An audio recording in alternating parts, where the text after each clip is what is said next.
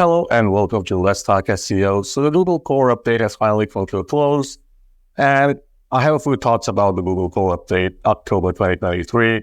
One of which is the fact that this update has done more damage to SERPs in general than it has done any good. And so I've seen a lot of the websites that at least I have researched that would pop up in SERPs that were highly relevant to my search query that no longer pop up for my search query, or at least they're not in the number 1, 2, or 3 spots, and they have gone down several spots.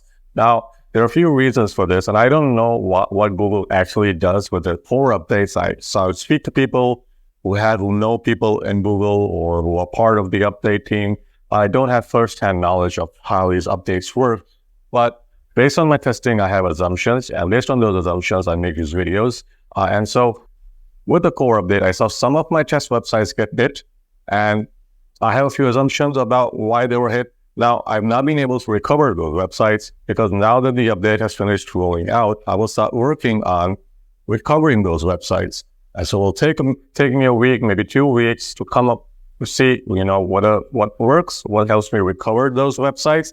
And then I'll make a road to recovery video for the Google Core update based on what I've learned, or also the core plus the spam update. Now, it's worth keeping in mind, speaking of the spam update, that the spam update is currently running. So even though the core update that was launched on the 5th of October has stopped rolling out, the spam update is still rolling out, which was announced on the 4th of October. So if you are seeing discrepancies on the SERPs, here are a few things that you will want to do.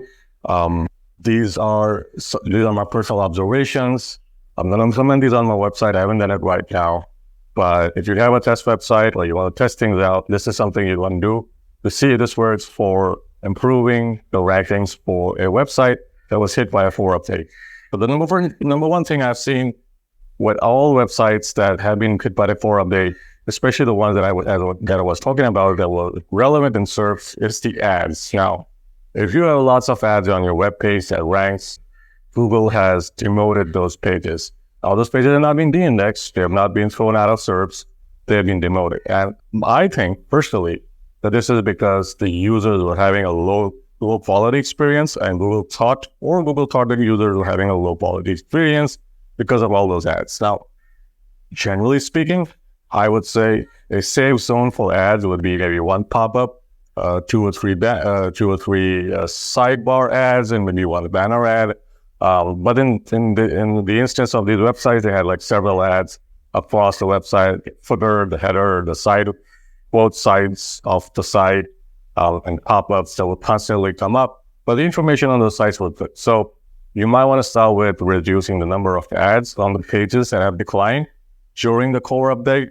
The second thing you'd want to do, and something this is I've observed, is that websites with a lot of AI doing content. Even with a lot of the internal pages that were AI that were not necessarily ranking, the main pages that were ranking but were linking from the AI-written pages have kind of gone down in rankings. And even though Google has said that AI content is perfectly fine, Google says that AI content is also spammy because it's regurgitating content from other people's websites. So that being said, you might want to take a second look at the internal pages and the content in those internal pages. Third observation I made, a lot of the websites that were ranking that were ranking and not ranking after the core update have mainly been those in the YMYL niche, but which had no credibility whatsoever. So they had a LinkedIn profile that was fake, they had a Facebook profile that was fake, and GMB that were fake, and it was very outwardly fake. And so if this is something that you have or you were doing, you might want to reconsider your strategy. So these are the 3 observations, honestly, that I had made. I am going to look into this more.